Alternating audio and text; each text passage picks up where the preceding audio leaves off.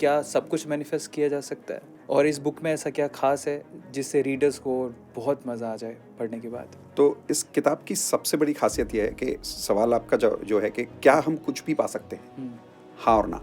हाँ इसलिए क्योंकि अगर आप सही तरीके से इस्तेमाल करो, ना इसलिए क्योंकि आप या तो तरीका गलत इस्तेमाल कर रहे हो, हाँ, या जो मांग रहे हो वो आपसे अलाइंड है ही नहीं।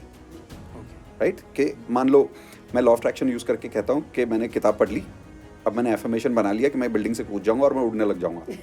ऐसा मत करना गिर जाओगे। तो लॉ ऑफ अट्रैक्शन काम करता है in alignment with other laws of the universe. Law of gravity एक लॉ है, हमने थोड़ी बनाया, राइट? तो ये जो लॉज ऑफ फिजिक्स है ना, ये सारे एक दूसरे के फैमिली मेंबर्स हैं, दोस्त हैं एक दूसरे के, दुश्मनी नहीं करते। तो क्योंकि आप कह दोगे कि मैं बिल्डिंग से कूद जाऊंगा, उड़ने लग जाऊंगा, वो लॉ ऑफ ग्रेविटी को निगेट नहीं करेगा। तो कुछ लॉज है जिनको कॉम्प्लीमेंट करना पड़ता है। इस किताब में उन लॉज को बहुत क्लियरली समझाया गया है, वर्ड बाय वर्ड। तो एक एग्जांपल देता हूँ कि भगवत गीता शायद हमारे कल्चर की सबसे ज़्यादा पढ़ी हुई किताब है पूरी दुनिया में, और भगवत गीता के अंदर कुछ लॉज लिखे हुए हैं कृष्णा ने। मैंने जब रिसर्च किया भगवत गीता और लॉ ऑफ अट्रैक्शन में साथ में पढ़ रहा था, तो मुझे समझ में आया कि जो आइंस्टाइन जैसे लोगों ने फिजिक्स में प्रूव किया, क्वांटम फिजिक्स में, वो सेम लॉज भगवत गीता में वर्ड बाय वर्ड लिखे हुए थे। सिमिलर नहीं थे, वर्ड बाय वर्ड थे। एग्जाम्पल देता हूँ, फिजिक्स में कहते हैं everything in the universe is energy. Energy can not be created और destroyed, it can only be transformed from one form to another form. 7 standard physics में आता है, मोस्ट जेनरिक, करेक्ट। अब इसी चीज को भगवत गीता में लिखा हुआ है, आप शरीर नहीं आत्मा हो, you are not matter, you are energy. Energy का ट्रांसलेशन है spirit. You can not be created और डिस्ट्रॉयड, ना आपकी मृत्यु हो सकती है ना आपकी जन्म हो सकती। You can only be transform from one form to another, आपकी सिर्फ ट्रांसफॉर्मेशन हो सकती है एक जन्म से दूसरे जन्म में। करेक्ट। ऐसे बहुत सारे लॉज हैं जो भगवत गीता में लिखे हुए, जो इसमें मैंने वर्ड बाय वर्ड बताए हैं, 2 रीजंस के लिए।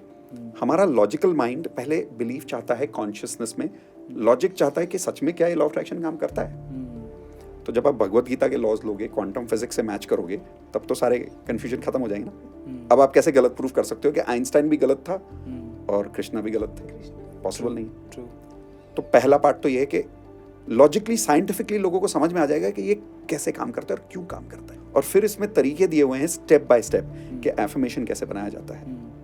कुछ बहुत ज़रूरी टेक्निक्स है, उसको बिलीफ को कैसे, बिलीफ एक जैसा आपने कहा बहुत ज़रूरी चीज़ है। स्लाइड भी हमारे अंदर डाउट होगा, नहीं कर पाएंगे, तो उस डाउट को ख़त्म कैसे करें, उसको बिलीफ में कैसे कन्वर्ट करें, वो इस किताब में है। एक्शन की तरफ कैसे बढ़े, FTBA में ना लोग ए वाले एक्शन पे, लॉ ऑफ अट्रैक्शन में आप बहुत सारी किताबें पढ़ोगे कोई बात ही नहीं करता, लोग बोलते हैं बस मान लो हो जाएगा।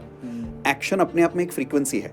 अब ये जो हम कर रहे हैं, ये इंटरव्यू कर रहे हैं, ये एक्शन है, इसकी अपनी एक ऊर्जा है, एक एक्शन है जो लोगों को महसूस हो रही है। लोगों को सिर्फ हमारी वर्ड्स थोड़ी समझ में आ रही है, एक ऊर्जा है जो महसूस हो रही है। इसलिए कई बार हम लोगों से मिलते हैं और उनके एक्शन से हमको एक फीलिंग आ जाती है कि यार इससे मिलके मजा नहीं आया, कुछ तो गड़बड़ है, जबकि वो इतना अच्छे से बोल रहा है, पर्सनैलिटी सही है, सब कुछ ठीक है। और कुछ लोग एकदम सिंपल बात करते हैं, सादे कपड़ों में आते हैं और आप बोलते हैं यार इससे मिलके मजा आ गया, कुछ तो like there is something good about this person. Correct. ये क्या है? ये एक्शन की एनर्जी है। उसको कैसे अलाइन करें, वो भी इस किताब में स्टेप बाय स्टेप बताया गया है।